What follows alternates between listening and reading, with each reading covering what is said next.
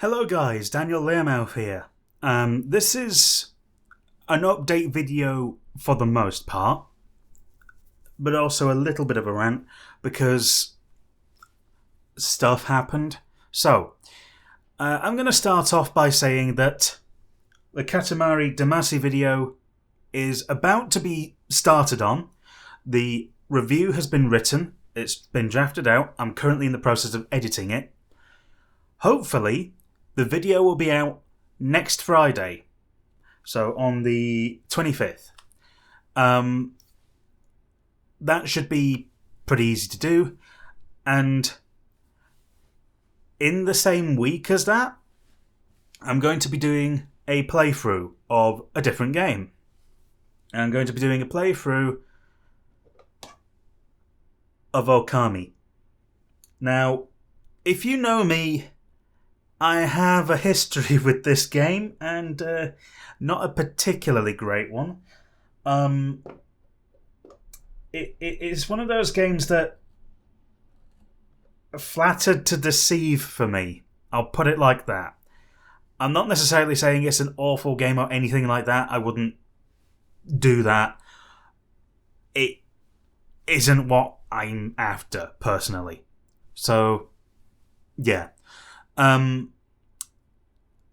So, in the same week as the video goes up for Katamari Damacy, I will be doing a playthrough and eventually a review of Okami. So, with that in mind, there is also one more thing that I want to update you on, and that is, on the 26th, so the day after the Katamari Damacy video, I will be going to Doncaster, to the video game market. And it has been 2 years since I've been to the video game market. Well, a video game market, really. It will be at Donny Dome, and I will be picking up a few things. If you have any suggestions, of course, for what I ought to get, put them in the comments, put them on Twitter. Let me know. So, with all of that in mind, the rant part. It's doubtless escaped your attention that Nintendo have announced that they will be closing down the Wii U and the 3DS eShops. Now, it's going to be done in stages. The first stage is disabling transactions from credit and debit cards. I think that's ending in May this year, I think. Could be completely wrong. I can't remember the dates off the top of my head. But that's the first stage. The second stage, I think, is in August, where it's stopping even the Nintendo store credit cards from being usable, which is fun. And the final stage, I think, is in March next year, where they will be disabling even download codes. So, why does this annoy me so much? It's because it's counter to the whole games preservation thing. I hate it when services like this are stopped and there's no recourse for it.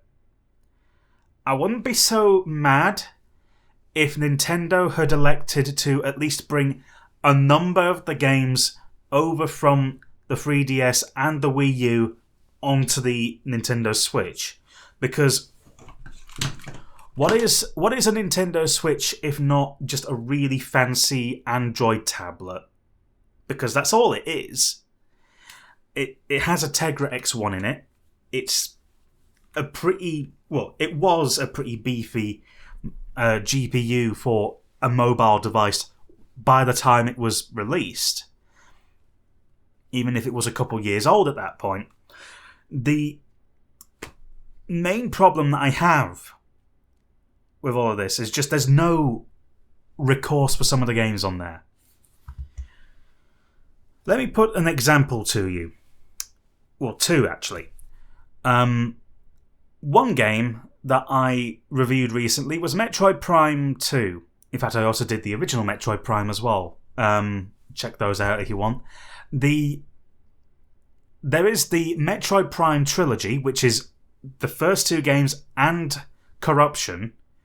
So all 3 of the main trilogy put onto the Wii with Freeze controls, basically, with Corruption's controls, and it is arguably the best way to play the games. The problem is, the physical copies are virtually... they tend to be unreasonably expensive. I was fortunate to get it to £50. The cost that you normally find for the game is around £100. That's a lot. And when it was announced that it was coming onto the eShop, people bought it. And it was around £16, £18. I can't remember how much it is. So I implore you, in fact, I said at the end, for as long as the stores are still open, pick it up. So I'm boosting that message right now. If you have not picked it up yet, do so now before your chance is gone. Secondly, the other game that immediately comes to mind with this is Shin Megami Tensei 4. It's one of the games that I've tended to play a fair bit on the 3DS. I haven't tended to play many things on the 3DS, but that was one of the things that I did play. There were a few problems with it, however, chief among which was that it never released physically in Europe. It was digital only, and it was one of the things that I lambasted Atlus for at the time, because the game released digital only whilst America got the physical copy, and to add insult to injury, the European release was silently delayed until the middle of October from early September. And that was already a year, already more than a year than the US release, I think. I could be misremembering this, but it was handled terribly. And now we're biting. We're being bit by that now, again. So because of Atlus releasing it digital only in the UK and Europe, the game is at risk of just disappearing completely. Can you tell I'm not very happy about this? Shin Megami Tensei 5 has done pretty damn well over the last few months. It's, as far as I'm aware, sold around 1 million... Has it sold 1 million copies? I don't know. I can't remember how much it sold, but it sold quite a lot. It's a pretty big deal it's a pretty big deal, all things considered. And people are getting into the franchise now. That's excellent. I love it when people get into the franchise. I want people to play the games. I'm not one of those elitists who just goes on about the systems and stories and it's a bit shit, to be honest. I'm not like that. I want people to enjoy these games. That's what I'm interested in. But Nintendo, and to a degree Atlus, make it virtually impossible now, because you can't get 4 by any other means, especially in Europe. If you're in the US, you've got the option of buying a physical copy at an extraordinary premium, because for whatever reason the Shin Megami Tensei games have become unreasonably expensive physically. If you've seen copies of Persona in particular, they can go for hundreds of dollars. I could sell my copy of Persona 3 Fez for £200.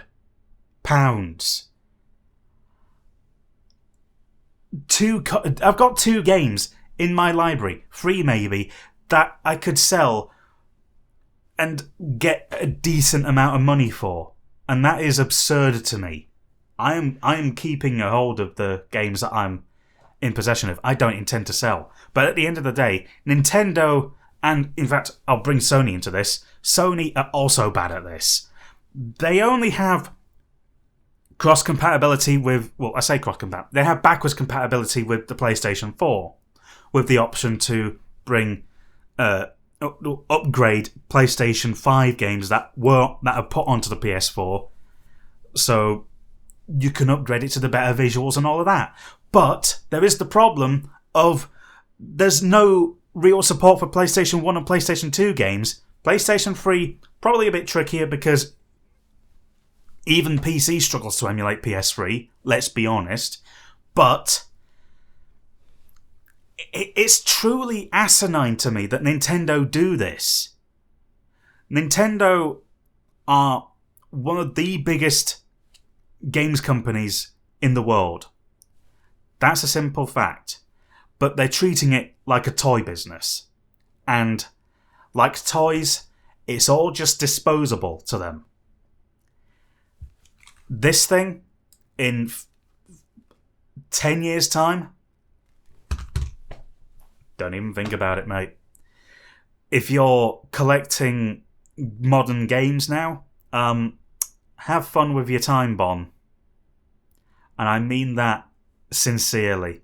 Because there's a reason why I don't really collect modern games at this point.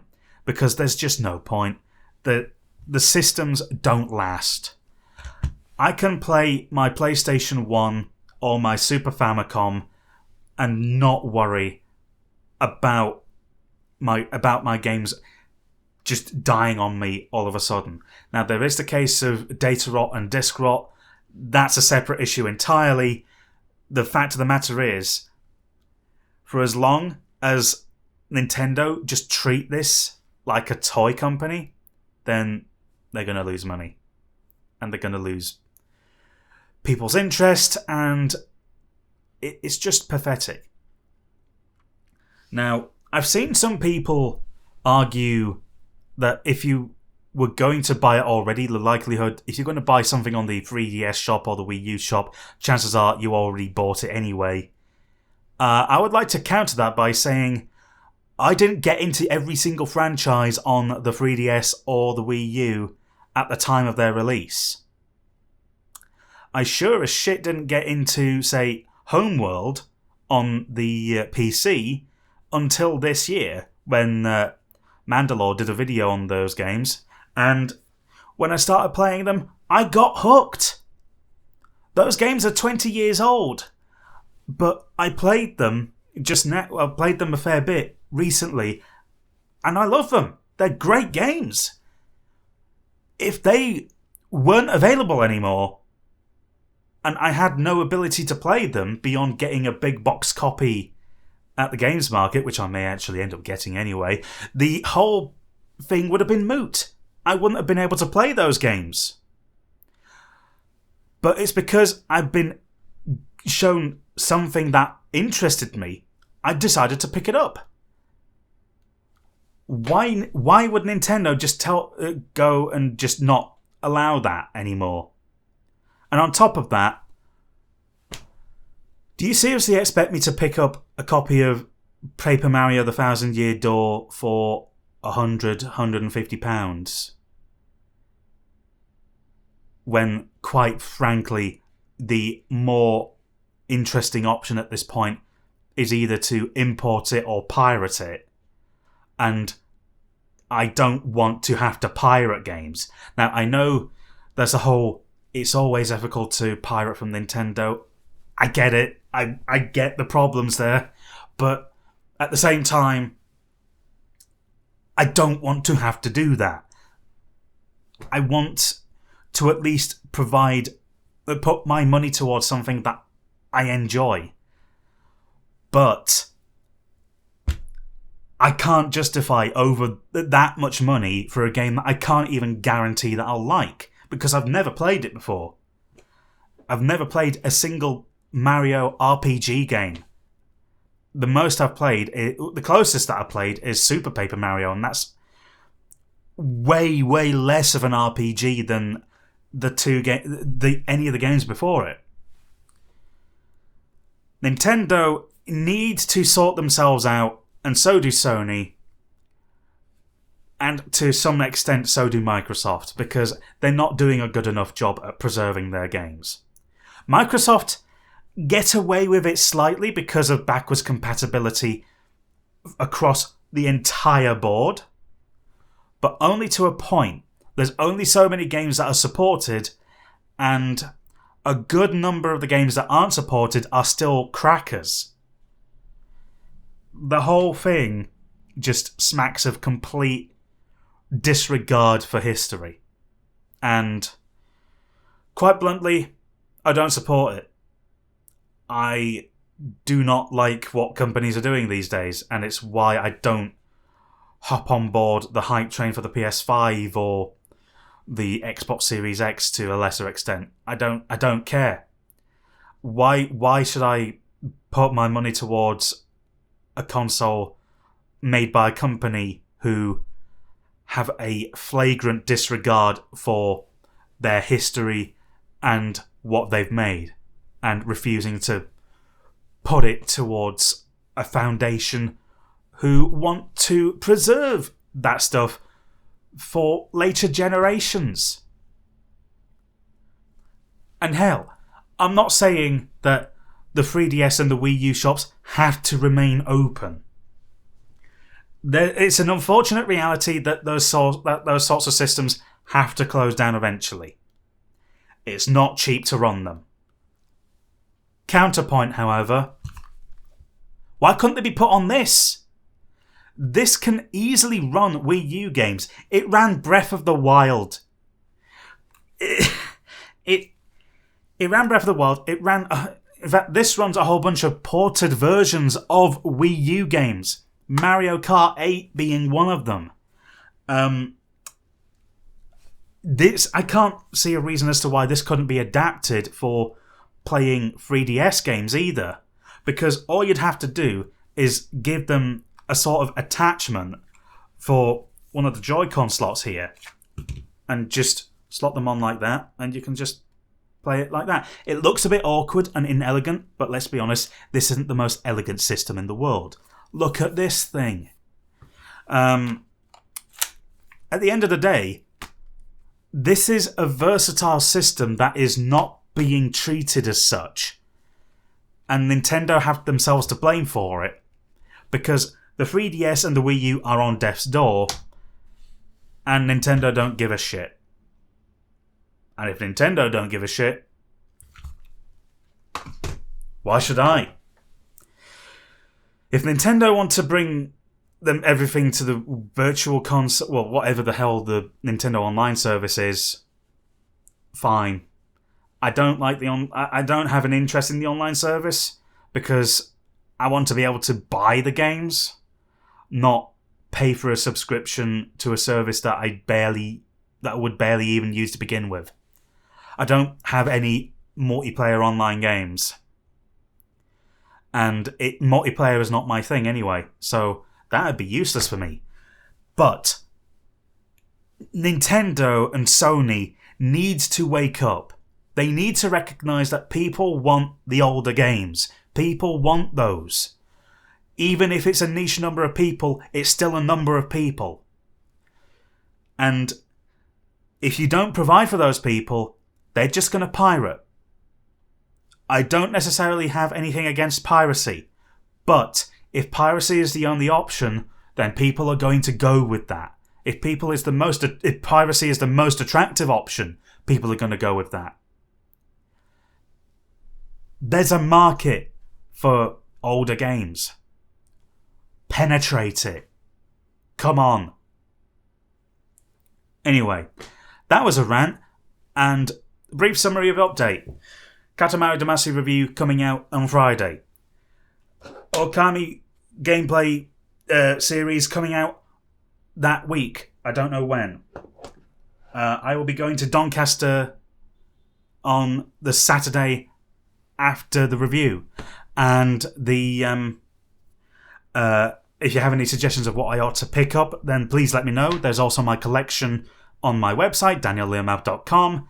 There's also my wish list on there, and there's also my Twitter to keep up to date with everything that I'm up to. As ever though, this has been Daniel Learmouth, and this has been long-winded. So thee.